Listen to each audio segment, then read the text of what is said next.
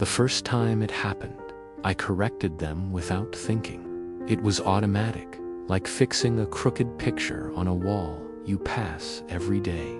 I smiled, explained gently, and waited for understanding to settle between us. It didn't, but I told myself that was normal. I used to believe that clarity solved most problems. If people misunderstood me, it was because I hadn't explained myself well enough. So I learned how to explain slowly, carefully, in ways that made others comfortable. I adjusted my words until they sounded less like me and more like something acceptable. At first, correcting people felt honest, necessary. Even I thought I was protecting the truth by speaking up every time it was bent. What I didn't notice was how often the truth being bent was me. They assumed things before I finished my sentences. They filled in blanks I never left empty. Each time, I stepped in politely, rearranging their assumptions like furniture in a room that wasn't mine. I told myself this was just how conversations worked.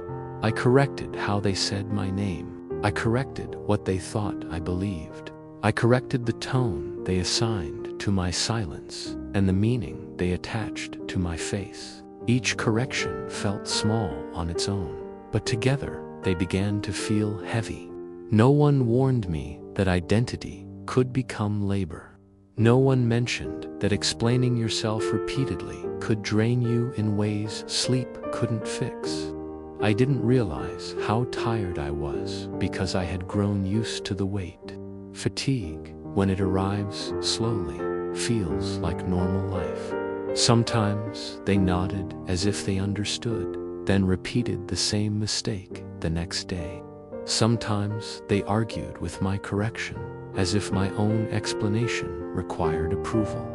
Occasionally, they laughed it off, turning my truth into something casual and forgettable. I laughed with them because correcting someone twice felt rude. I learned how to correct without sounding defensive. I learned how to soften my voice so it wouldn't threaten anyone. I learned how to smile while clarifying things that should never have needed clarification. The more skilled I became at explaining myself, the less I recognized the person doing the explaining. There was a strange imbalance in it all. I knew things about myself they would never have to prove about themselves. No one asked them to justify their existence in small pieces, day after day. Yet, somehow, I was the one expected to be patient. I began to anticipate the assumptions before they were spoken. I rehearsed corrections in my head while people talked.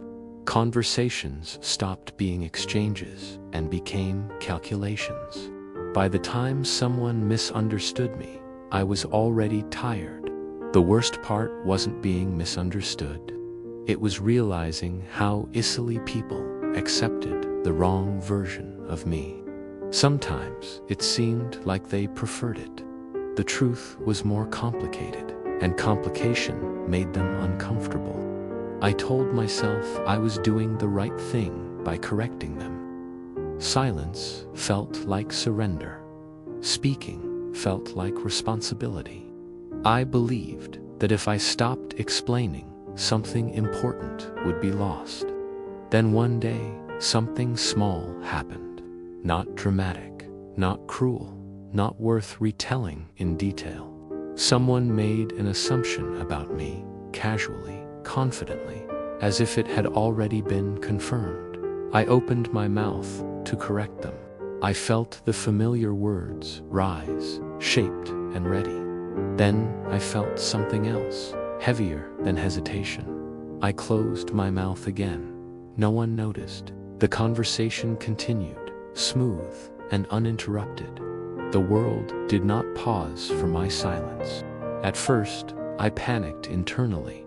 I waited for discomfort, for guilt, for the sense that I had betrayed myself. What I felt instead was relief, sharp and surprising. It was like setting down a bag I hadn't realized I was carrying. I told myself it was temporary, just for that moment.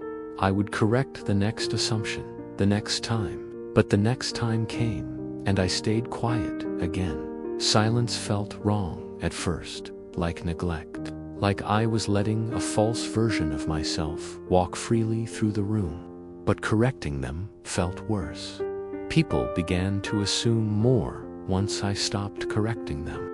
They grew confident in their conclusions. Some spoke about me as if they knew me better than before. I listened, learning how little my explanations had mattered all along. It was unsettling to realize how quickly my silence was filled. People do not like empty spaces. If you don't define yourself, someone else will, eagerly. I watched them do it without malice, without awareness. A part of me wanted to interrupt, to reclaim myself. Another part was too tired to care. That part grew stronger each day. It reminded me how much energy I had spent just trying to be understood. I noticed how quiet my mind became. Without constant rehearsals and corrections, there was space. Space to listen without preparing defenses. Space to exist without performing clarity. I wasn't disappearing, I was resting. There was a difference I had never been taught to recognize. Some people mistook my silence for agreement. Others took it as indifference. A few assumed guilt or shame or uncertainty. None of them asked. That was when I understood something uncomfortable. Most people didn't want explanations. They wanted confirmation. As long as their assumptions went unchallenged, they were satisfied. I had believed my voice mattered because it was mine, but what mattered to them was convenience. Correcting them had been an inconvenience, no matter how politely I did it. Silence, on the other hand, was easy. There were moments when I almost spoke up again. Moments when the wrong version of me felt too loud to ignore. But I learned to ask myself a question before opening my mouth. Will this explanation change anything, or will it only cost me more? Often, the answer was clear. Often, it was no. So I stayed quiet. I started noticing how often others corrected each other without exhaustion. How some identities were assumed correctly and never questioned. How certain people were allowed to just be. The contrast was painful, but also clarifying. Silence didn't solve the problem. It didn't educate anyone. It didn't make the world fair. What it did was protect something fragile inside me. I began choosing my corrections carefully. Not every assumption deserved a response. Not every misunderstanding required labor. Some truths were allowed to stay private. This wasn't defeat, it was boundary. A boundary I hadn't known I was allowed to draw. I still corrected people sometimes, when it mattered, when I felt strong enough, when the explanation felt like expression instead of obligation. But I no longer corrected everyone. I no longer corrected automatically. I no longer believed it was my job to fix every wrong idea about me. That belief had been quietly hurting me for years. Silence taught me what speech never did. It taught me that my existence didn't depend on being understood. That I could be real without being legible. That I didn't owe my identity to anyone who wasn't listening. People continued to assume things about me that never stopped. What stopped was my constant response to it. And in that space, something healed.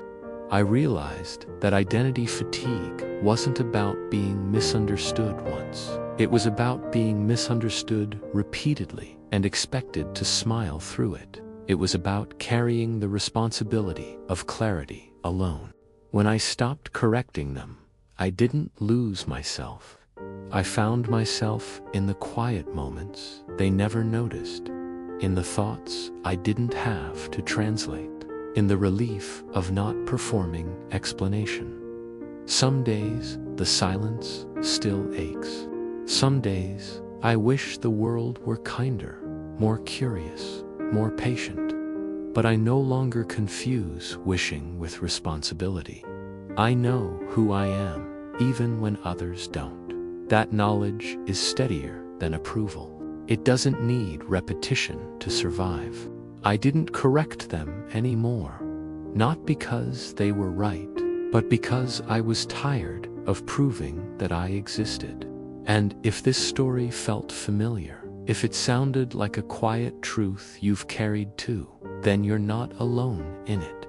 There are many stories like this, waiting to be told and heard. If you liked this story, listen to another one.